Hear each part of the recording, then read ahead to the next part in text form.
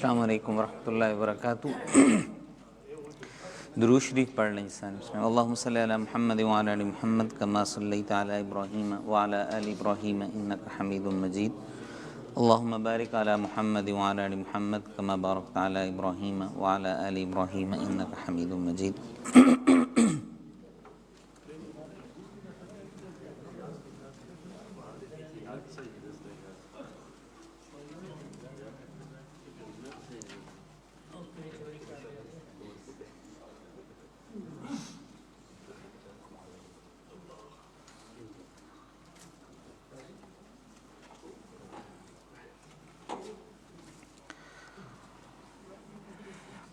اعوذ باللہ من الشیطان الرجیم،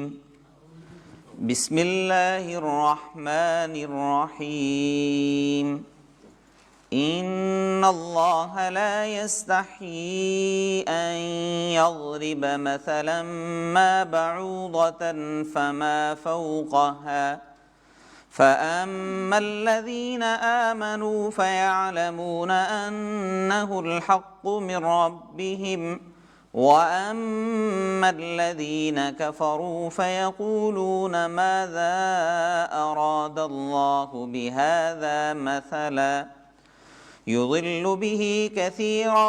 ويهدي به كثيرا وما يضل به إلا الفاسقين الذين ينقضون عهد الله من بعد ميثاقه ويقطعون ما أمر الله به أن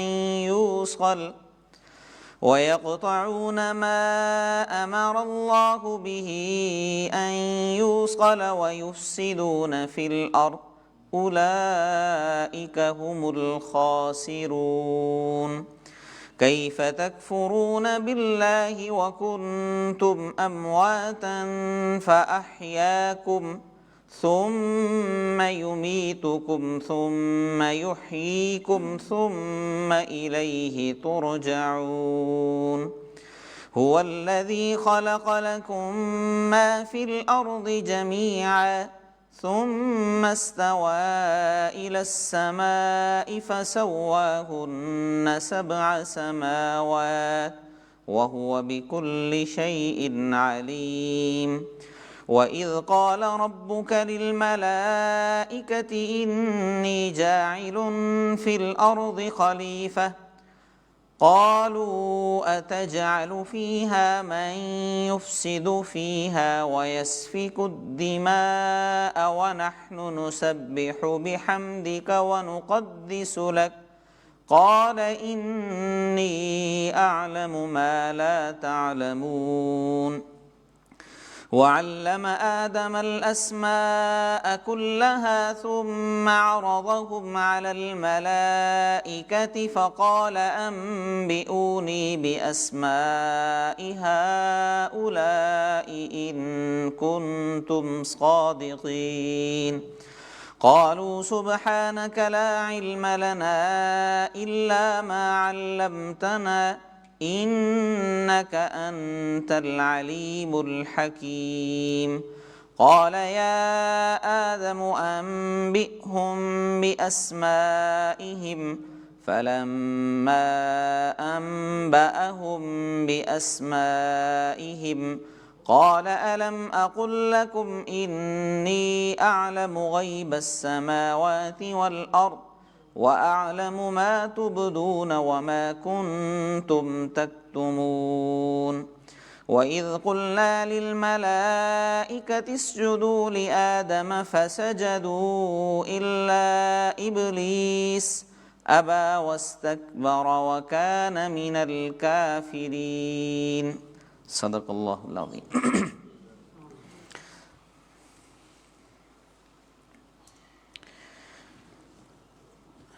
سورہ بقرہ کی آیت نمبر 26 تا 33 آپ کے سامنے تلاوت ہوئی ہیں۔ اس سے پہلے ہم اس بات سے آگاہی حاصل کر چکے ہیں کہ سورہ بقرہ کی ابتدا میں اللہ رب العزت نے انسانیت کو 3 گروہوں میں تقسیم کیا ہے۔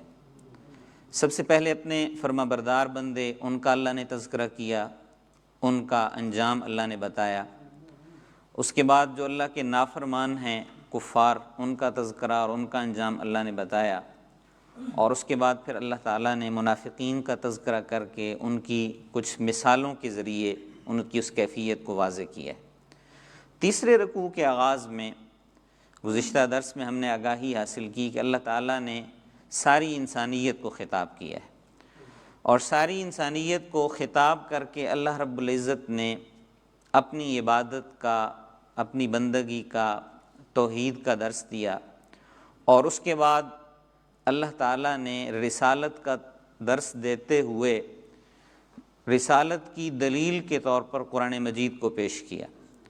کہ قرآن مجید یہ رسالت کی دلیل ہے، اور قرآن مجید کی حقانیت کو ثابت کرنے کے لیے، قرآن کریم کو اللہ کا کلام ثابت کرنے کے لیے اللہ تعالیٰ نے ایک چیلنج دیا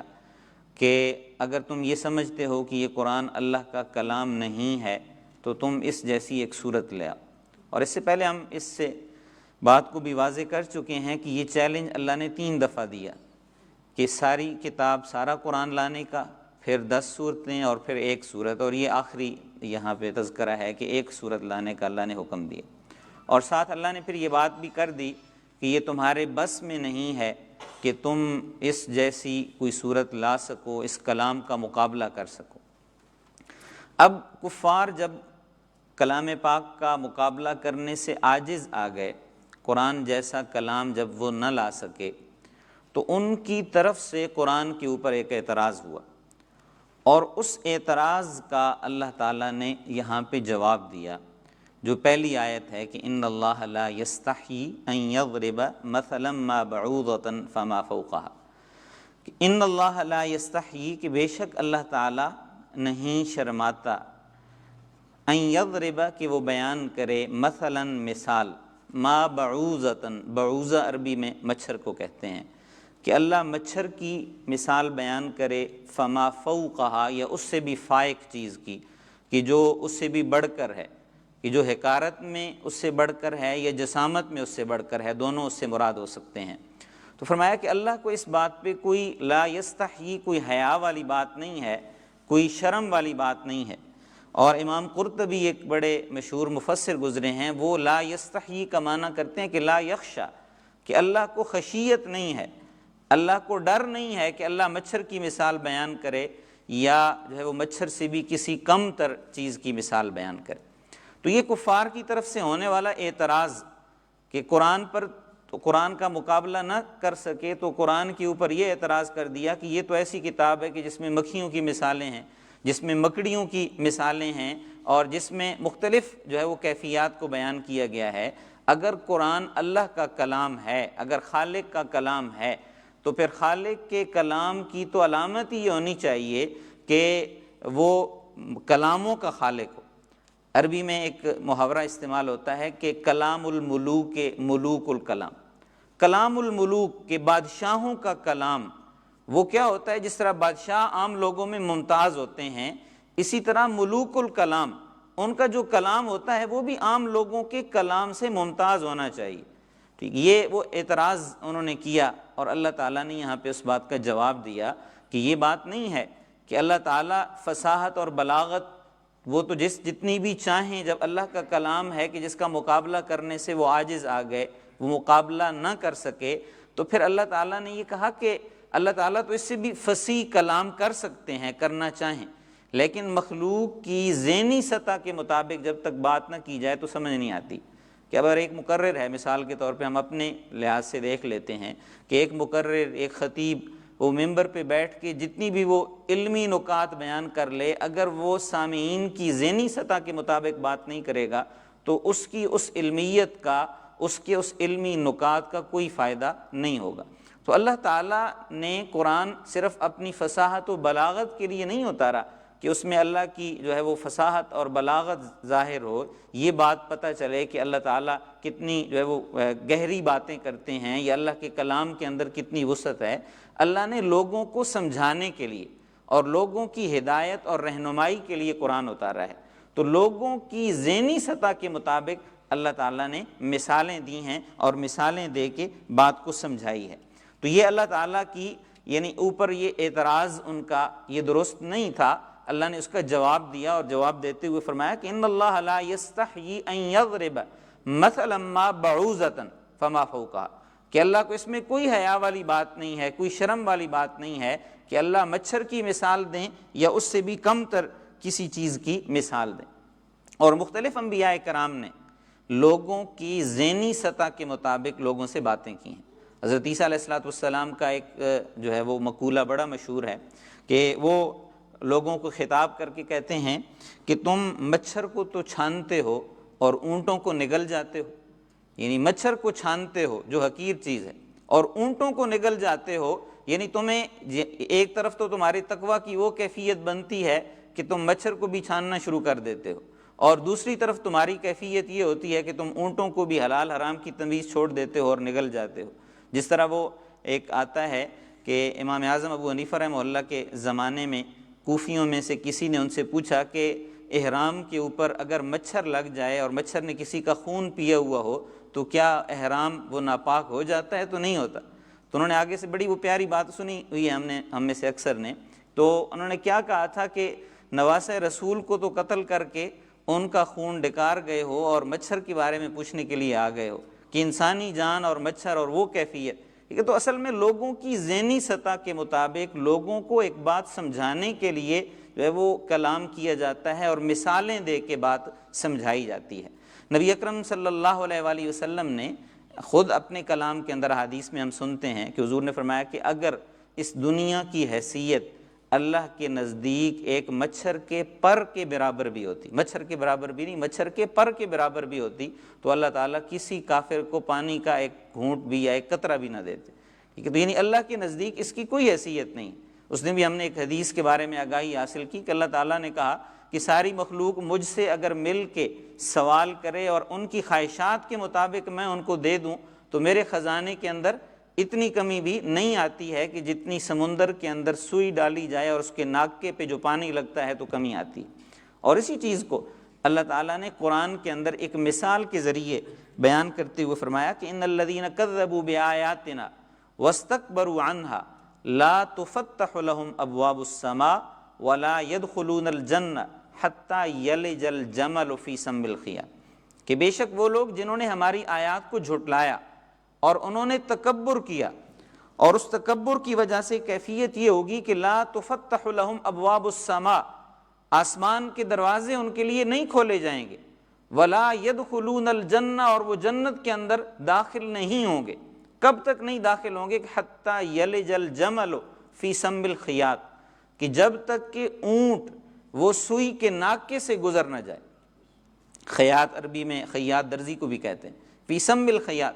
ٹھیک ہے، جو سوئی ہے، سوئی کا ناکا جس کے اندر دھاگا ڈالا جاتا ہے، ٹھیک ہے، وہ بھی بڑی مشکل سے ڈالا جاتا ہے، ٹھیک ہے۔ تو فرمایا کہ یہ کافر یعنی جب تک اونٹ سوئی کے ناکے سے نہیں گزرے گا، ٹھیک ہے، اللہ نے ان کی بے بسی کو بیان کیا ہے کہ جو اللہ کی بات نہیں مانتے ہیں، جو اللہ کی آیات کا انکار کرتے ہیں، تکبر کرتے ہیں، ٹھیک ہے، تو اللہ نے مثال دے کہ جس طرح وہ چیز ناممکن ہے اسی طرح ان کا جنت کے اندر جانا بھی ناممکن ہے، جنت میں داخلہ ناممکن ہے۔ تو اللہ تعالیٰ لوگوں کی ذہنی سطح کے لحاظ سے بات کرتے ہیں، مثالیں دیتے ہیں۔ تو اس میں یہ جو کفار کا اعتراض تھا، اس اعتراض کی اللہ تعالیٰ نے نفی کی، اور نفی کرتے ہوئے فرمایا کہ تم قرآن جیسا جب کلام نہیں لا سکے تو الٹا قرآن کے اوپر تم نے اعتراضات شروع کر دیے ہیں کہ یہ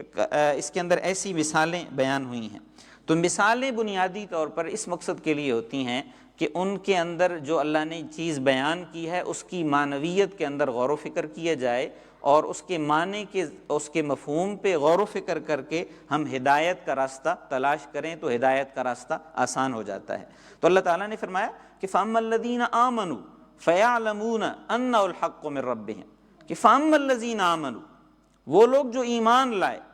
فَيَعْلَمُونَ، وہ جانتے ہیں کہ أَنَّهُ الْحَقُّ مِنْ رَبِّهِمْ، کہ یہ آیات، یہ مثالیں، یہ اللہ کی طرف سے برحق ہیں۔ وَأَمَّا الَّذِينَ كَفَرُوا، اور جو کافر ہیں، جنہوں نے کفر کیا، جنہوں نے انکار کیا، فَيَقُولُونَ، وہ کہتے ہیں مَاذَا أَرَادَ اللَّهُ بِهَذَا مَثَلًا، ماذا اراد اللہ، اللہ نے کیا ارادہ کیا ہے، بہذا، اس کے ذریعے، مسئلہ، مثال، یعنی اس مثال کے ذریعے اللہ کا کیا ارادہ ہے، اللہ کیا چاہتے ہیں کہ یہ مثالیں بیان کریں۔ یضل بہ کثیرا ویہدی بہ کثیرا، کہ اللہ ان کے ذریعے بہت سے لوگوں کو گمراہ کر دیتے ہیں، ویہدی بہ کثیرا، اور ان کے ذریعے ہی بہت سارے لوگوں کو ہدایت بھی دیتے ہیں۔ کہ جب لوگ مثالوں کے اندر غور و فکر کرتے ہیں، جب مثالیں وہ در حقیقت مثال بیان کرنے والے کی بات کی طرف دلالت کرتی ہیں، اور جب لوگ ان میں غور و فکر کرتے ہیں تو وہ اپنے رب کی معرفت حاصل کرتے ہیں، اپنے رب کو پہچانتے ہیں، حق کو پہچان کے پھر وہ ہدایت کے راستے کے اوپر آ جاتے ہیں۔ کہ جس طرح اللہ تعالیٰ نے مشرکین کے جو بنائے ہوئے خدا تھے بت، ان کی بے بسی کو بیان کرتے ہوئے فرمایا کہ ان یسلبہم الذباب شیئا لا یستنقذوہ منہ، کہ یہ بت تو اتنے بے بس ہیں کہ ان کے آگے جو نظریں چڑھائی جاتی ہیں، جو منتیں، جو چڑھاوے چڑھائے جاتے ہیں، اس میں سے اگر مکھی کوئی لے جائے تو وہ اس سے واپس نہیں لے سکتے ہیں۔ ضعف الطالب والمطلوب، کہ طلب کرنے والا بھی کمزور ہے اور جس سے طلب کیا جا رہا ہے، یعنی جو بت جس سے طلب کیا جا رہا ہے وہ بھی کمزور ہے، وہ مکھی سے اپنا حق واپس نہیں لے سکتا ہے۔ تو بے بسی کو اللہ نے بیان کرتے ہوئے فرمایا کہ لوگ ان کے ذریعے ہدایت بھی حاصل کرتے ہیں مثالوں کے ذریعے، اور ان کے ذریعے گمراہ بھی ہوتے ہیں۔ کہ جب وہ ضد پہ آ جاتے ہیں، ہٹ دھرمی پہ آ جاتے ہیں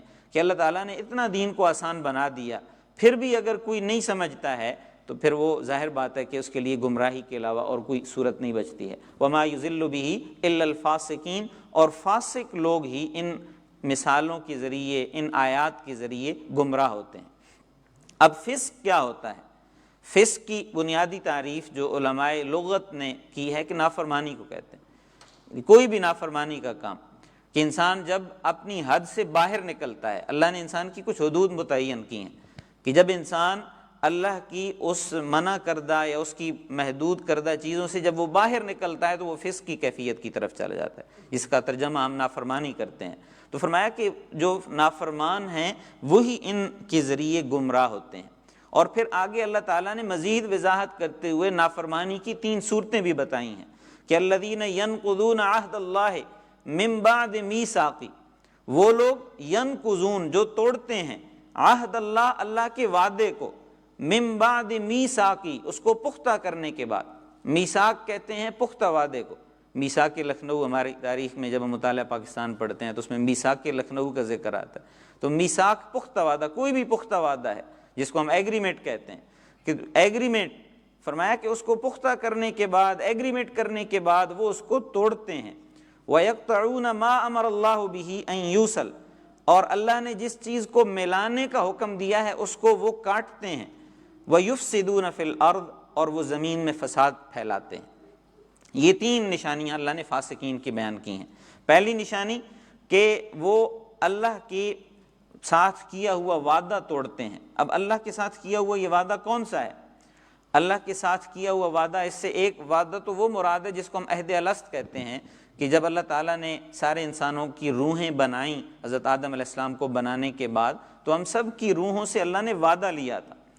اور وہ وعدہ کیا تھا کہ ہم اپنے رب کی معرفت کریں گے، اپنے رب کو پہچانیں گے، اپنے رب کی عبادت اور بندگی کریں گے۔ ایک تو یہ وعدہ اس سے مفسرین بیان کرتے ہیں، اور اس سے ایک دوسرا وعدہ بھی ہے، اور وہ وعدہ کیا ہے کہ جب ہم کلمہ پڑھتے ہیں تو کلمے میں ہم کہتے ہیں کہ اشہد ان لا الہ الا اللہ،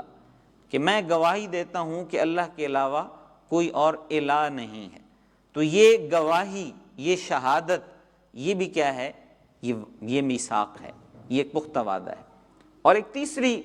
کیفیت بھی ہے کہ جس طرح ہم یہاں پہ مثال کے طور پہ اس ملک میں رہ رہے ہیں، تو جب ہم اس ملک کا ویزا لیتے ہیں یا اس ملک کی نیشنلٹی لیتے ہیں تو ایک لحاظ سے ہم ایگریمنٹ کر رہے ہوتے ہیں کہ ہم اس ملک کے قانون کو فالو کریں گے، اس ملک کے قانون کی ہم پیروی کریں گے، اس کی خلاف ورزی نہیں کریں گے۔ ٹھیک، اسی طرح کہ ایک انسان جب دنیا میں آتا ہے، جب وہ اللہ کی دی ہوئی نعمتوں سے فائدہ اٹھاتا ہے تو وہ بھی ایک لحاظ سے ایک انسان ہونے کی حیثیت سے، ابن آدم ہونے کی حیثیت سے وہ بھی اس ایگریمنٹ میں شامل ہو جاتا ہے کہ وہ اللہ کا بندہ ہے، اللہ کی دی ہوئی نعمتوں سے استفادہ کر رہا ہے، تو اس نے اللہ کے بتائے ہوئے طریقے کے مطابق زندگی گزارنی ہے۔ تو یہ گویا کہ عہد کی یہ 3 صورتیں ہیں، ایک عہد الست ہے، دوسرا کلمے والا عہد ہے، اور تیسرا انسان اور اللہ کی مخلوق ہونے والا عہد ہے۔ تو ان تینوں عہد اور ان تینوں وعدوں کا ہم نے جائزہ لینا ہے۔ اور وہ لوگ کرتے کیا ہیں کہ ان کو توڑتے ہیں، یعنی وہ کسی انداز میں بھی اللہ کی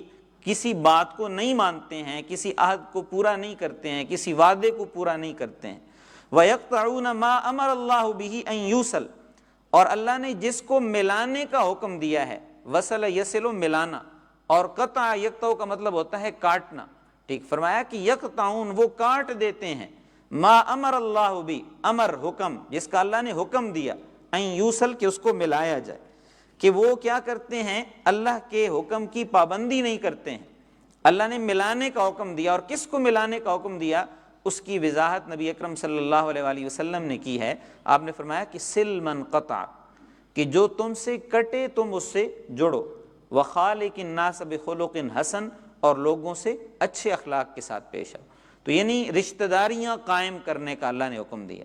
اب یہ انسانی اخلاق، انسانی تہذیب اور انسانی تمدن کی بنیاد ہے کہ دو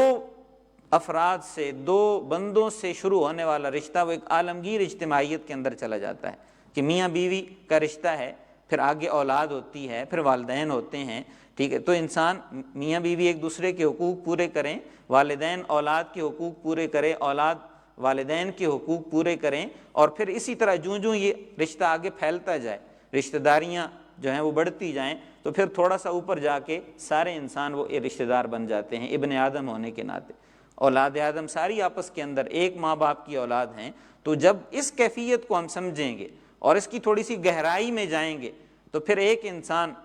جیسے انسان اپنے بھائی سے، اپنے کسی رشتہ دار سے قطع تعلقی کرنے یا زیادتی کرتے ہوئے سوچتا ہے کہ جی اللہ کی بھی نافرمانی کر رہا ہوں اور لوگ بھی کیا کہیں گے کہ جی فلاں نے جی فلاں کی زمین دبا لی، فلاں کا حق دبا لیا۔ اور اگر تھوڑا سا ہم گہرائی کے ساتھ، اور اسلام جو چیز ہمیں سمجھانا چاہتا ہے وہ یہی ہے کہ ہم اللہ کی مخلوق ہیں، ابن آدم ہیں۔ حضور نے فرمایا کلکم بنو آدم وآدم من تراب، تم سارے آدم علیہ السلام کی اولاد ہو، تم ایک باپ کی اولاد ہو۔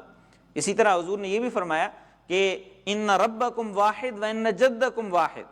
کہ لوگوں تمہارا رب بھی ایک ہے اور تمہارا جد بھی ایک ہے، ٹھیک ہے۔ جیسے رب ایک ہے جس کی ہم نے عبادت کرنی ہے، بندگی کرنی ہے، اور وہی بات آگے چل رہی ہے، اور ساتھ اس کو بھی اللہ نے کہا کہ تمہارا جد بھی ایک ہے، تو تم آپس میں رشتہ داریاں انسانیت کی بنیاد پہ ایک دوسرے کے حقوق پہچانو اور حقوق کو ادا کرنے کی کوشش کرو، اور اس میں قطع رحمی نہ کرو، کسی انسان کے حق تلفی بھی نہ کرو، کسی رشتہ دار کی حق تلفی کرنا تو دور کی بات۔ اور تیسری چیز فرمایا کہ وہ یفسدون فی الارض، وہ زمین میں فساد پھیلاتے ہیں۔ تو اب زمین میں فساد کیا ہے؟ اللہ کی اطاعت نہ کرنا، اللہ کی بات نہ ماننا، اللہ کے بتائے ہوئے طریقے کے مطابق زندگی نہ گزارنا، یہ زمین میں فساد۔ یہ جب انسان اپنی مرضی شروع کر دیتا ہے، ٹھیک، اب گھر کے اندر ہی ہم دیکھیں کہ اگر ایک گھر کا سربراہ ہے، یعنی گھر کا سربراہ اگر باقی اس کی بات نہیں مانتے ہیں، سارے اپنی مرضی شروع کر دیتے ہیں، تو گھر کے اندر بھی ایک بے چینی کی کیفیت بن جاتی ہے، ٹھیک ہے۔ تو اس لیے ہمیں یہ حکم دیا گیا ہے کہ وہ اللہ کے وعدے کو پورا کرتے ہیں اور صلہ رحمی کرتے ہیں، اور صلہ رحمی ہم نے کرنی ہے، اللہ کے وعدے کو پورا کرنا ہے، اور اسی کے نتیجے میں زمین کے اندر سکون بھی ہوگا اور فتنہ اور فساد کی کیفیت نہیں ہوگی۔ یہ تین کیفیات بیان کر کے اللہ نے فرمایا کہ جو لوگ یہ کام کرتے ہیں اولئک هم الخاسرون، یہ لوگ خسارہ پانے والے ہیں۔ اور یہ خسارہ اور یہ گھاٹا اور نقصان یہ دنیا کے اندر بھی ہے اور اخروی نقصان بھی ہے، ہمیشہ کی زندگی، عارضی زندگی کے اندر بھی۔ اب دیکھیں کہ جو لوگ آپس کے اندر رشتہ داریاں کاٹ رہے ہیں، بے چینیاں ہیں، پریشانیاں ہیں، اللہ کی نافرمانی الگ سے ہو رہی ہے، اور انسان نفسیاتی طور پہ الگ سے پریشان ہے، معاشرتی طور پہ الگ سے پریشان ہے، اس کی سوشل لائف الگ سے ڈسٹرب ہے۔ تو فرمایا کہ وَيُفْسِدُونَ فِي الْأَرْضِ والی کیفیت سے بچنا چاہتے ہو تو اللہ کے وعدے کو پورا کرو، اللہ کی اطاعت کرو اور صلہ رحمی کرو، رشتہ داروں کے حقوق بھی پورے کرو، اور انسانیت کے جو حقوق عائد ہوتے ہیں وہ بھی پورے کرو۔ اور یہ نہیں کرو گے تو زمین میں فتنہ اور فساد ہوگا اور آخرت بھی برباد ہو جائے گی۔ اس کے بعد اللہ تعالیٰ نے اپنی قدرت کاملہ کی طرف متوجہ کرنے کے لیے تیسرا جو ہمارا بنیادی عقیدہ ہے، عقیدہ توحید، عقیدہ رسالت اور عقیدہ آخرت، اس کی طرف ہمیں متوجہ کروایا ہے۔ فرمایا کیف تکفرون باللہ، کہ تم اللہ کا کفر کیسے کرتے ہو، وکنتم امواتا، تم مردہ تھے، تم بے جان تھے، تم عدم میں تھے، فَأَحْيَاكُمْ، اللہ نے تم کو وجود بخشا، اللہ نے تم کو زندہ کیا، یعنی عدم سے وجود میں لایا، ہم کچھ بھی نہیں تھے، ٹھیک، اللہ نے کیا کیا، ہمیں زندگی عطا کی، ہمیں وجود بخشا، ہمیں شعور بخشا۔ ثُمَّ يُمِيتُكُمْ، پھر جس طرح ہم پہلے جو ہے وہ کچھ بھی نہیں تھے تو پھر ہم کچھ ہوئے ہیں، پھر کیا ہوگا، کچھ عرصے کے بعد کچھ بھی نہیں ہوگا۔ ثُمَّ يُمِيتُكُمْ، ٹھیک ہے، تو پھر تمہیں موت دے گا، اور یہ موت بھی عارضی نہیں ہوگی۔ ثُمَّ يُحْيِيكُمْ، وہ پھر تمہیں زندگی دے گا۔ ثُمَّ إِلَيْهِ تُرْجَعُونَ، پھر تم اسی کی طرف لوٹائے جاؤ گے۔ تو پہلے انسان کچھ بھی نہیں تھا، اللہ نے زندہ کیا، وجود بخشا، اور پھر یہ وجود بھی عارضی ہے، اس وجود کے بعد، یہ مہلت عمل کے بعد پھر انسان مر جائے گا، اس دنیا سے چلا جائے گا، اور پھر وہ جو موت ہوگی وہ بھی عارضی ہوگی، وہ بھی ہمیشہ کی موت نہیں ہوگی۔ ثم یحییکم، پھر اللہ زندہ کرے گا، اور پھر کیا ہوگا، ثم الیہ ترجعون، پھر تم اسی کی طرف لوٹائے جاؤ گے، رجوع کرنا، پلٹنا، ترجعون، تمہیں لوٹایا جائے گا، یعنی لوٹایا جائے گا کہ الفاظ بھی جو ہے وہ ہمیں اپنی طرف متوجہ کرتے ہیں کہ ہم اگر ہماری مرضی نہیں بھی ہوگی نا تو ہم پھر بھی اللہ کی طرف ہم نے پلٹ کے جانا ہے، ٹھیک ہے، یعنی جیسے ہم دنیا میں آنے کے اوپر ہماری مرضی تھی یا نہیں تھی، ہم دنیا میں آئے ہیں، اسی طرح دنیا سے جانے کی ہماری مرضی ہوگی یا نہیں ہوگی، ہم نے دنیا سے جانا ہے، اسی طرح پھر ہم نے اللہ کی طرف پلٹ کے جانا ہے۔ تو فرمایا کہ جب انسان اپنی حقیقت کے اوپر غور کرے کہ اس کی حقیقت کیا ہے، تو وہی حقیقت انسان کو اس کے مقصد تخلیق کی طرف متوجہ کرتی ہے کہ اللہ نے ہمیں پیدا کیوں کیا ہے، یہ بے مقصد تو یہ سارا نظام نہیں بنایا گیا ہے۔ اور اسی کو ایک اور مقام پہ اللہ نے فرمایا کہ افحسبتم انما خلقناکم عبثا، کیا تم یہ سمجھتے ہو کہ ہم نے تمہیں بے مقصد پیدا کیا ہے، وانکم الینا لا ترجعون، اور تم ہماری طرف نہیں پھیرے جاؤ گے، یعنی یہ ہمیں چیز بتا رہی ہے کہ ہمارا کوئی مقصد ہے، اور وہ مقصد کیا ہے، الذی خلق الموت والحیات لیبلوکم ایکم احسن عملا، سورہ ملک کے شروع میں، اور ہمیں روزانہ سورہ ملک کی رات کو سوتے ہوئے تلاوت کرنے کا حکم ہے کہ تاکہ ہم اس کی آیات میں غور و فکر کریں اور اپنے مقصد تخلیق کو پہچانیں کہ جی ہمیں دنیا میں بھیجا کیوں گیا ہے۔ الذی خلق الموت والحیات لیبلوکم ایکم احسن عملا، اللہ نے زندگی اور موت بنائی ہی اس لیے ہے کہ ہم پہچانیں کہ کون اچھے اعمال کرتا ہے، تو یہ بنیادی مقصد ہے جس کی طرف اللہ تعالیٰ نے ہماری توجہ کروائی ہے۔ اور اس کے بعد فرمایا کہ هو الذی خلق لکم ما فی الارض جمیعا، اللہ وہ ذات ہے، یہ تینوں عقائد کی طرف متوجہ کرنے کے بعد پھر اللہ نے کہا کہ هو الذی، اللہ وہ ذات ہے، خلق، جس نے پیدا کیا، لکم، تمہارے لیے، ما فی الارض، جو کچھ زمین میں ہے، جمیعا، سارے کا سارا، زمین میں جو کچھ ہے اللہ نے تمہارے لیے یعنی انسانوں کے لیے بنایا ہے۔ اور ثم استوى الی السماء، پھر اللہ مستوی ہوا، متوجہ ہوا آسمانوں کی طرف، فسواہن سبع سماوات، اور اللہ نے ان کو 7 درست آسمان بنا دیے، وہو بکل شیء علیم، اور وہ ہر چیز کو جاننے والا ہے۔ تو یہ اللہ نے، اب یہ 7 آسمانوں کی کیا کیفیت ہے، یہ آیات متشابہات میں سے یا مشتبہات میں سے ہے۔ اللہ تعالیٰ نے سورہ آل عمران کے شروع میں اس بات کو ذکر کیا ہے کہ هو الذی انزل علیک الکتاب منہ آیات محکمات ہن ام الکتاب واخر متشابہات، ٹھیک ہے، اللہ نے جو قرآن کی آیات اتاری ہیں ان کی 2 قسمیں ہیں، ایک محکم آیات ہیں اور دوسری متشابہات ہیں۔ فَأَمَّا الَّذِينَ فِي قُلُوبِهِمْ زَيْغٌ فَيَتَّبِعُونَ مَا تَشَابَهَ مِنْهُ ابْتِغَاءَ الْفِتْنَةِ وَابْتِغَاءَ تَأْوِيلِهِ، جن لوگوں کے دلوں میں کجی ہے، ٹیڑھ ہے، تو وہ کیا کرتے ہیں، متشابہات کے پیچھے پڑ جاتے ہیں، اور جو ایمان والے ہوتے ہیں وہ ان پر ایمان رکھتے ہیں اور محکم آیات کی وہ پیروی کرتے ہیں۔ تو اب یہ 7 آسمانوں کی کیا کیفیت ہے، میں بھی ابھی تک اس کی وضاحت ہمارے سامنے نہیں آئی ہے، لیکن جس طرح سائنس ریسرچ کر رہی ہے اس کی بھی وضاحت ہمارے سامنے آ جائے، ٹھیک۔ تو اس لیے فرمایا کہ اللہ نے تمہارے لیے زمین میں سب کچھ تمہاری ضروریات کا انتظام کیا، اور اس کے بعد اللہ پھر آسمانوں کی طرف متوجہ ہوئے، اللہ نے 7 آسمان بنائے ہیں، اور اللہ تعالیٰ نے اپنا عرش بھی وہیں پہ مستوی کیا، وَهُوَ بِكُلِّ شَيْءٍ عَلِيمٌ، اور اللہ تعالیٰ ہر چیز کو جاننے والے ہیں۔ تو یہ چیزیں بیان کرنے کے بعد پھر اللہ تعالیٰ نے حضرت آدم علیہ السلام کا تذکرہ کیا، تخلیق آدم کا تذکرہ ہے کہ وَإِذْ قَالَ رَبُّكَ لِلْمَلَائِكَةِ إِنِّي جَاعِلٌ فِي الْأَرْضِ خَلِيفَةً، وَإِذْ قَالَ رَبُّكَ، وَإِذْ اور جب، قال کہا، ربک آپ کے رب نے، للملائکۃ فرشتوں سے، انی جاعل میں بنانے والا ہوں، فی الارض زمین میں، خلیفتاً نائب جانشین۔ قالوا فرشتوں نے کہا، اتجعل فیہا من یفسد فیہا، اتجعل فیہا کیا آپ زمین کے اندر وہ مخلوق بنائیں گے، من یفسد فیہا جو زمین کے اندر فساد کرے گی، ویسفک الدماء اور خون بہائے گی،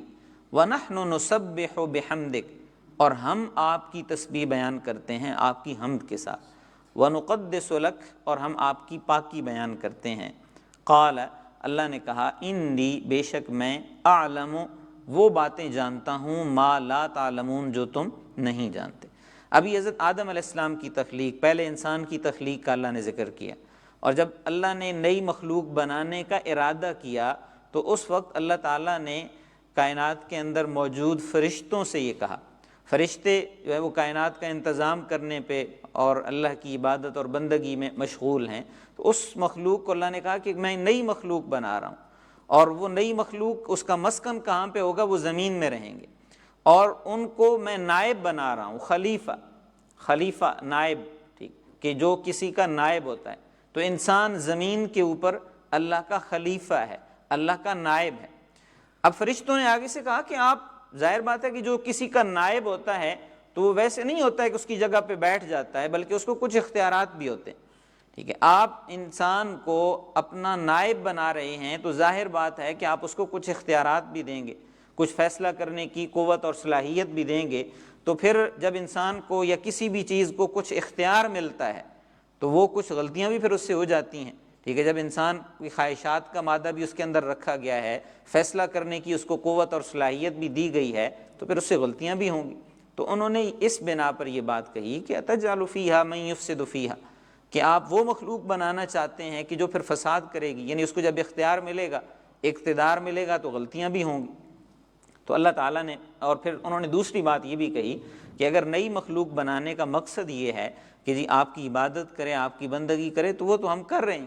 تسبیح تو ہم کر رہے ہیں، آپ کی تعریف بھی کر رہے ہیں، تو علیحدہ سے نئی مخلوق کی ضرورت تو کوئی نہیں ہے۔ تو اللہ نے پھر کہا کہ انی اعلم ما لا تعلمون، میں وہ باتیں جانتا ہوں جو تم نہیں جانتے۔ اور اس کے بعد وعلم، اور اللہ نے تعلیم دی، اللہ نے سکھایا، آدم علیہ السلام کو، الاسماء نام، کلھا سارے کے سارے۔ پھر اللہ نے آدم علیہ السلام کو سارے کے سارے نام سکھائے، چیزوں کے نام سکھائے۔ ثم عرضهم علی الملائکہ، پھر ان چیزوں کو فرشتوں کے سامنے پیش کیا۔ قال انبئونی باسماء، اللہ نے کہا انبئونی، مجھے خبر دو، مجھے آگاہ کرو، مجھے بتاؤ، باسماء ہؤلاء، ان چیزوں کے نام، ان کنتم صادقین، اگر تم سچے ہو۔ تو یہ اللہ تعالیٰ نے فرشتوں سے، پھر اب یہاں پہ یہ چیز بھی سمجھنے کی ہے کہ اللہ تعالیٰ نے یہ ایسے نہیں تھا کہ آدم علیہ السلام کو علیحدہ سے کچھ چیزوں کے نام سکھا دیے، القاء کر دیے، ٹھیک ہے، اور فرشتوں کو موقع نہیں دیا، ٹھیک ہے۔ فرشتوں کے سامنے بھی تھی وہ کیفیات اور وہ ساری چیزیں فرشتوں کے سامنے موجود تھیں، لیکن اللہ تعالیٰ نے انسان کے اندر ایک تجسس کا مادہ رکھا ہے، ایک ایسا مادہ رکھا ہے کہ وہ سیکھنا چاہتا ہے، ٹھیک ہے۔ جب ہم اپنے ارد گرد موجود یہ ڈیولپمنٹ دیکھتے ہیں، ترقی دیکھتے ہیں، تو اس میں اللہ تعالیٰ نے جو انسان کو وہ بنیادی صلاحیت دی تھی اسی کا استعمال ہے کہ سب سے پہلے انسان نے 2 پتھر ٹکرائے، اور اس سے جب وہ چنگاری نکلی، شعلہ نکلا، تو انہوں نے پھر اس سے آگ کی جو ہے وہ پہچان حاصل کی، کس طرح آگ جلائی جاتی ہے، اس سے حرارت حاصل کی جاتی ہے، اس پہ چیزیں پکائی جاتی ہیں، اور پھر اسی طرح انسان وہ ڈارک ایجز سے، وہ غار کے مراحل سے اور جانوروں کی کھال کے مراحل سے آگے نکلتا آج ہم جس کیفیت پہ پہنچ چکے ہیں، انسان کی ترقی۔ تو انسان نے وہ کیا کیا، وہ سیکھا ہے، اللہ نے اس کے اندر یہ مادہ رکھا ہے کہ وہ چیزوں کو سیکھتا ہے۔ اب اس میں وہ اپنی ضروریات کے اعتبار سے بھی چیزیں سیکھتا ہے، اور دوسرا انسان کے احساسات بھی ہوتے ہیں، اور اپنے احساسات کا اظہار بھی کرتا ہے۔ تو یہاں پہ اللہ تعالیٰ نے یہ جو تعلیم دی، علم آدم الاسماء، کہ اللہ تعالیٰ نے آدم علیہ السلام کو نام سکھائے، تو یہاں سے مراد وہ نام، ایگزیکٹ نام سکھانے نہیں تھے، بلکہ وہ علم کی صلاحیت تھی کہ اللہ تعالیٰ نے آدم علیہ السلام کو علم کی صلاحیت دی، ان کے اندر وہ مادہ رکھ دیا، وہ جستجو کی لگن پیدا کر دی کہ تاکہ وہ چیزیں سیکھیں، وہ پہچانیں۔ اور دوسرا اس سوال کا اور یہ سکھانے کا جو مقصد تھا وہ فرشتوں کا اعتراض تھا کہ جی آپ جب خلیفہ بنا رہے ہیں اس کو اختیار بھی دیں گے، تو اللہ نے کہا کہ میں صرف اس کو اختیار نہیں دے رہا بلکہ اس کو علم بھی دے رہا ہوں۔ اب اختیار کے ساتھ ساتھ اگر علم بھی ہو تو پھر کیا ہوتا ہے کہ وہ فائدہ ہوتا ہے۔ جیسے حضرت یوسف علیہ السلام کا واقعہ ہم سنتے ہیں، حضرت یوسف علیہ السلام جب جیل خانے سے نکلے تو بادشاہ نے ان کو انعام دینے کا کہا، تو انہوں نے کیا کہا تھا، اجعلنی علی خزائن الارض انی حفیظ علیم، کہ تم مجھے وزیر خزانہ بنا دو، مجھے خزانوں کا نگران بنا دو، میں حفاظت بھی کر سکتا ہوں اور میں یہ علم بھی رکھتا ہوں۔ یہ دونوں چیزیں کہ حفاظت بھی، امانت داری بھی میرے اندر ہے، مال و دولت کی لالچ نہیں ہے، اور دوسرا میں یہ علم رکھتا ہوں، اقتصادیات کا علم رکھتا ہوں اور میں اس کو مینیج کر سکتا ہوں۔ ٹھیک ہے، تو علم کے ساتھ، اگر صرف اختیار ہوتا علم نہ ہوتا پھر بھی مسائل ہونے تھے۔ اب اختیار بھی ہے اور ساتھ اللہ نے علم بھی دیا ہے کہ علم کے ذریعے انسان وہ چیزیں پہچانے گا بھی اور وہ ان کو درست انداز میں چلائے گا بھی۔ تو اللہ نے فرمایا کہ مجھے ان چیزوں کے نام بتاؤ۔ فرشتوں نے آگے سے کہا سبحان، اے اللہ پاک ہیں، لا علم لنا، ہمارے پاس علم نہیں ہے، الا ما علمتنا، سوائے اس کے جو آپ نے سکھایا۔ اب چیزیں سامنے دونوں کے ایک جیسے آئیں، انسان کے سامنے بھی اور فرشتوں کے سامنے بھی، لیکن انسان کے اندر اللہ نے جستجو کا مادہ رکھا، آدم علیہ السلام نے وہ چیزیں پوچھ کے سیکھ لیں، اور فرشتوں کے اندر چونکہ وہ سمعنا و اطعنا والی کیفیت ہے، وہ بات سنتے ہیں اور وہ اپنی مرضی نہیں کر سکتے ہیں۔ انسان کو اللہ نے مرضی کرنے کا اختیار دیا اور اسی پر تو اس کی باز پرس ہوگی۔ تو فرشتے آگے سے کہنے لگے کہ لا علم لنا الا ما علمتنا، ہمارے پاس علم نہیں ہے، یعنی ہمارے اندر وہ علم سیکھنے کی صلاحیت ہی نہیں ہے۔ انک انت العلیم الحکیم، اے اللہ آپ ہی جانتے ہیں اور حکمت والے ہیں۔ تو اللہ نے پھر آدم علیہ السلام کو کہا کہ یا آدم، اے آدم، انبئہم باسمائہم، ان کو ان کے نام بتاؤ، ان چیزوں کے نام۔ فلما انبأہم باسمائہم، جب آدم علیہ السلام نے ان چیزوں کے نام بتا دیے، قال، تو اللہ نے کہا الم اقل لکم، کیا میں نے تم سے کہا نہیں تھا کہ انی اعلم غیب السماوات والارض، کہ میں زمین و آسمان کی غیب کی باتیں، پوشیدہ باتیں، چھپی ہوئی باتیں وہ میں جانتا ہوں، تم نہیں جانتے۔ وَأَعْلَمُ، اور میں یہ جانتا ہوں، مَا تُبْدُونَ وَمَا كُنْتُمْ تَكْتُمُونَ، کہ جو تم چھپاتے ہو اور جو تم ظاہر کرتے ہو۔ اب یہ بات فرشتوں کو کہنے کی ضرورت نہیں تھی، یہ اللہ تعالیٰ نے ہم انسانوں کے لیے بات کہی ہے کہ جو تم چھپاتے ہو، یعنی انسان جو باتیں چھپاتے ہیں، جو ظاہر کرتے ہیں، وہ اللہ کے علم میں ہے۔ یعنی ایک بات کی حکمت کیا ہے، اس کی مصلحت کیا ہے، ایک حکم اس کے فائدے کیا ہیں، یہ اللہ جانتا ہے۔ ہم نے کیا کرنا ہے کہ جب ہم نے اللہ کو مان لیا، اللہ کو الہ مان لیا، تو اب اس کی اطاعت کرنی ہے، اس کی پیروی کرنی ہے، اپنی مرضی ختم کر دینی ہے۔ اور اس کے بعد پھر اللہ تعالیٰ نے حضرت آدم علیہ السلام کی فضیلت کو ثابت کرنے کے لیے کہا کہ وَإِذْ قُلْنَا لِلْمَلَائِكَةِ، کہ جب ہم نے کہا فرشتوں سے اسجدوا لآدم، آپ آدم علیہ السلام کو سجدہ کرو، فسجدوا، تو ان سب نے سجدہ کیا، الا ابلیس، سوائے ابلیس کے، ابا، اس نے انکار کر دیا، واستکبر، اور اس نے تکبر کیا، وکان من الکافرین، اور وہ کافروں میں سے ہو گیا۔ تو اب آدم علیہ السلام کی برتری ثابت کرنے کے لیے اللہ تعالیٰ نے سجدہ کرنے کا حکم دیا۔ اب یہ سجدہ، اس سے مراد جو ہم نماز والا سجدہ کرتے ہیں وہ نہیں ہے، اس سجدے کو سجدہ تعبدی کہا جاتا ہے، عبادت والا۔ اور یہ عبادت والا سجدہ اللہ کے علاوہ کسی کے آگے نہ پہلی شریعتوں میں جائز تھا اور نہ اس شریعت کے اندر ہے۔ پہلی شریعتوں میں سجدہ تعظیمی تھا، سجدے کا لغوی معنی ہوتا ہے جھکنا، یعنی کسی کی تعظیم کے لیے جھک جانا، تعظیماً جھکنا۔ جس حضرت یوسف علیہ السلام کو میں نے تذکرہ کیا ہے، تو حضرت یوسف علیہ السلام نے خواب میں کیا دیکھا تھا کہ میں نے 11 ستارے اور سورج اور چاند کو دیکھا ہے کہ وہ مجھے سجدہ کر رہے ہیں۔ اور پھر اس کی تعبیر کیا ہوئی تھی کہ جب ان کے خاندان والے کنعان سے وہاں پہ مصر پہنچتے ہیں تو حضرت یعقوب بھی اور حضرت یوسف کی والدہ بھی اور ان کے بھائی بھی سارے ان کے آگے جھکتے ہیں، اور انہوں نے اس وقت پھر یہ کہا تھا کہ ھذا تأویل رؤیای من قبل، کہ یہ وہ میں نے جو بچپن میں خواب دیکھا تھا یہ اس کی تعبیر ہے۔ ٹھیک ہے، وہ سجدہ تعظیمی تھا۔ پہلی شریعتوں کے اندر سجدہ تعظیمی، احترام کے ساتھ کسی کے آگے جھکنا، اس کی اجازت تھی، ہماری شریعت کے اندر اس کی بھی اجازت نہیں ہے۔ حضور اکرم صلی اللہ علیہ وآلہ وسلم نے فرمایا کہ اگر اللہ کے علاوہ، چونکہ ایک دفعہ ایسے ہوا کہ لوگوں نے کہا کہ یا رسول اللہ ہمارا یہ دل کرتا ہے، احترام میں ایک دفعہ یہ بات ہوئی کہ ہمارا دل کرتا ہے کہ ہم آپ کو سجدہ کریں، تو حضور نے فرمایا کہ اللہ کے علاوہ کسی کے آگے سجدہ جائز نہیں ہے۔ اور اس کے بعد فرمایا کہ اگر اللہ کے علاوہ کسی کے آگے سجدہ جائز ہوتا تو میں بیوی کو حکم دیتا کہ وہ شوہر کے آگے سجدہ کرتی. تو اس لیے شوہر کو مجازی خدا ہماری اردو زبان میں کہتے ہیں کہ مجازی خدا ہے، ٹھیک ہے، وہ خدا کا مجازی. تو یہ فرمایا کہ اس جدول آدم، تو یہ سجدہ تعظیمی تھا کہ آدم علیہ السلام کے آگے سجدہ کرو، یعنی ان کی تعظیم کرو، ان کا احترام مانو. اور جب بندہ کسی کی آگے کسی کی تعظیم کر رہا ہوتا ہے تو اس کو اپنے سے بہتر سمجھ رہا ہوتا ہے، اپنے آپ کو کمتر سمجھ رہا ہوتا ہے. تو یہ گویا کہ اللہ تعالیٰ نے انسان کی تعظیم فرشتوں سے کروا کے انسانیت کی عظمت کو بیان کیا کہ انسان جو ہے وہ عظمت والا ہے، ٹھیک ہے. اگر وہ اللہ کی اطاعت کرے گا، اللہ کی بندگی کرے گا، اپنی خواہشات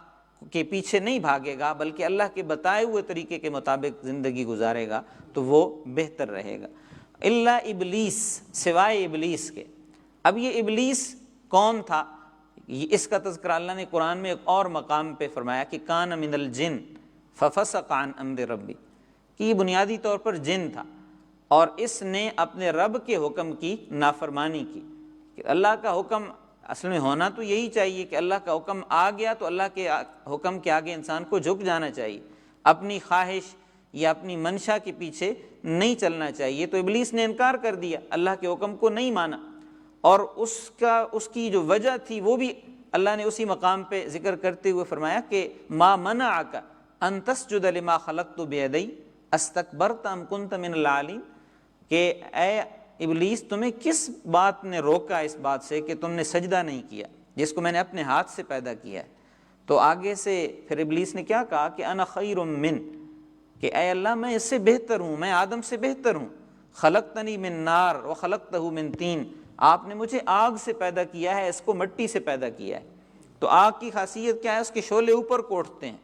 اور مٹی تو پاؤں کے نیچے روندی جاتی ہے، تو یہ مٹی سے بنا ہوا ہے. اور اسی سے آگے پھر مفسرین یہ کہتے ہیں کہ انسان مٹی سے بنا ہے، تو جیسے مٹی کے اندر عاجزی ہے تو انسان کے اندر بھی عاجزی ہونی چاہیے، انکساری ہونی چاہیے. اور ابلیس آگ سے بنا تھا، آگ جلا دیتی ہے، بھسم کر دیتی ہے، نقصان پہنچاتی ہے، تو وہ بھی کیا ہے آگے پھر نقصان پہنچانے کا، لوگوں کے ایمان کو نقصان پہنچانے کا ایک ذریعہ اور سبب بن گیا ہے. تو ابا، اس نے انکار کیا، واستکبر، اس نے تکبر کیا، وکان من الکافرین، اور وہ کافروں میں سے ہوگا. تو یہ آیات آج کی ہم نے جو تلاوت کی ہیں ان کے اندر بڑی وضاحت کے ساتھ اللہ تعالیٰ نے عقیدہ آخرت کی طرف بھی ہماری توجہ مبذول کروائی، مثالوں کی اہمیت کی طرف بھی توجہ مبذول کروائی، حضرت آدم علیہ السلام کی تخلیق اور ان کی برتری کا اللہ تعالیٰ نے ذکر کیا. اللہ رب العزت ہمیں قرآن و سنت کو سمجھنے کی اور اس کے مطابق زندگی گزارنے کی توفیق عطا فرمائے. اب آخر میں صرف اس کا ہم ترجمہ کرتے ہیں اور پھر بات کو ختم کرتے ہیں. تلاوت پہلے ہو چکی ہے، سلیس ترجمہ. ہاں ان اللہ لا یستحی، ہاں اللہ اس سے ہرگز نہیں شرماتا کہ مچھر یا اس سے بھی حقیر تر کسی چیز کی تمثیلیں دے. جو لوگ حق بات کو قبول کرنے والے ہیں وہ انہی تمثیلوں کو دیکھ کر جان لیتے ہیں کہ یہ حق ہے جو ان کے رب کی طرف سے آیا ہے. اور جو ماننے والے نہیں ہیں وہ انہیں سن کر کہنے لگتے ہیں کہ ایسی تمثیلوں سے اللہ کو کیا سروکار ہے. اسی طرح اللہ تعالیٰ ایک ہی بات سے بہتوں کو گمراہی میں مبتلا کرتا ہے اور بہتوں کو اللہ تعالیٰ راہ راست دکھا دیتا ہے،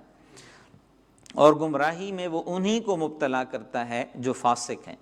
اللہ کے عہد کو مضبوط باندھ لینے کے بعد توڑ دیتے ہیں، اللہ نے جسے جوڑنے کا حکم دیا ہے اسے کاٹتے ہیں اور زمین میں فساد برپا کرتے ہیں. حقیقت میں یہی لوگ نقصان اٹھانے والے ہیں. تم اللہ کے ساتھ کفر کا رویہ کیسے اختیار کرتے ہو؟ حالانکہ تم بے جان تھے، اس نے تم کو زندگی عطا کی، پھر وہی تمہاری جان سلب کرے گا، پھر وہی تمہیں دوبارہ زندگی عطا کرے گا، پھر اسی کی طرف تمہیں پلٹ کر جانا ہے. وہی تو ہے جس نے تمہارے لیے زمین کی ساری چیزیں پیدا کیں، پھر اوپر کی طرف توجہ فرمائی اور 7 آسمان استوار کیے، اور وہ ہر چیز کا علم رکھنے والا ہے. پھر ذرا اس وقت کا تصور کرو جب تمہارے رب نے فرشتوں سے کہا تھا کہ میں زمین میں ایک خلیفہ بنانے والا ہوں. تو انہوں نے عرض کیا کہ کیا آپ زمین میں کسی ایسے کو مقرر کرنے والے ہیں جو اس کے انتظام کو بگاڑ دے گا اور خون ریزیاں کرے گا؟ آپ کی حمد و ثنا کے ساتھ تسبیح اور آپ کے لیے تقدیس تو ہم کر ہی رہے ہیں. تو اللہ نے فرمایا میں جانتا ہوں جو کچھ تم نہیں جانتے. اس کے بعد اللہ تعالیٰ نے آدم علیہ السلام کو ساری چیزوں کے نام سکھائے، پھر انہیں فرشتوں کے سامنے پیش کیا اور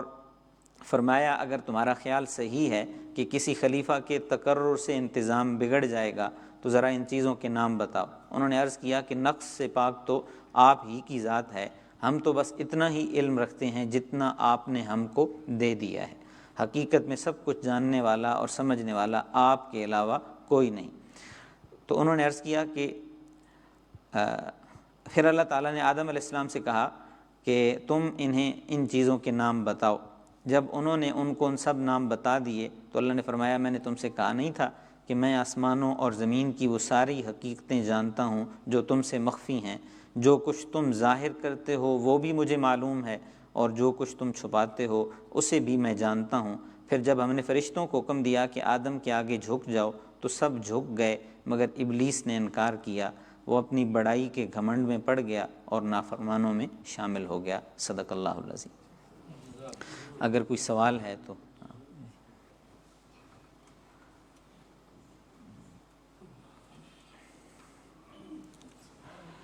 ٹھیک ہے، آمین۔ چلیں جی، آمین۔ الحمدللہ رب العالمین والصلاة والسلام علی سید الانبیاء والمرسلین، ربنا آتنا فی الدنیا حسنہ وفی الآخرۃ حسنہ وقنا عذاب النار۔ الہ العالمین، قرآن مجید کی جو تلاوت ہم نے کی ہے، قرآن کا مفہوم بیان کرنے کی اور سمجھنے کی کوشش کی ہے، الہ العالمین ہم کو اس پر عمل کرنے کی توفیق عطا فرما۔ الہ العالمین ہمیں قرآن کے ساتھ جڑنے کی اور قرآن کے مطابق اپنی زندگی بنانے کی توفیق عطا فرما۔ الہ العالمین جتنے مرحومین مسلمین اس دنیا سے رخصت ہو گئے ہیں ان کے درجات بلند فرما، بالخصوص ملک رفیق صاحب جن کے بارے میں کہا گیا ہے، اسی طرح ہمارے سینٹر کے سابق صدر میاں وقاص وحید صاحب، ان کی خالہ گزشتہ دنوں فوت ہوئی ہیں، ان کی درجات کی بلندی کے لیے بھی خصوصی دعا کریں کہ اللہ تعالیٰ دونوں مرحومین ان کے درجات بلند فرمائے، ان کی حسنات کو اپنی بارگاہ میں قبول فرمائے، ان کی لغزشوں سے باری تعالیٰ درگزر فرمائے اور ان کے لواحقین کو صبر جمیل عطا فرمائے۔ اسی طرح حاضرین ان میں سے جن کے اعزہ و اقربا اس دنیا سے رخصت ہوئے ہیں ان کی بلندی درجات کے لیے بھی خصوصی دعا کریں۔ اللہ تعالی ہم سب کے جو رشتہ دار دنیا سے رخصت ہوئے ان کے درجات بلند فرمائیں، ان کو اپنی جوار رحمت میں جگہ عطا فرمائیں۔ ربنا تقبل منا انك انت السميع العليم وتب علينا انك انت التواب الرحيم، وصلى الله تعالى على النبي الكريم محمد وعلى اله وصحبه اجمعين برحمتك يا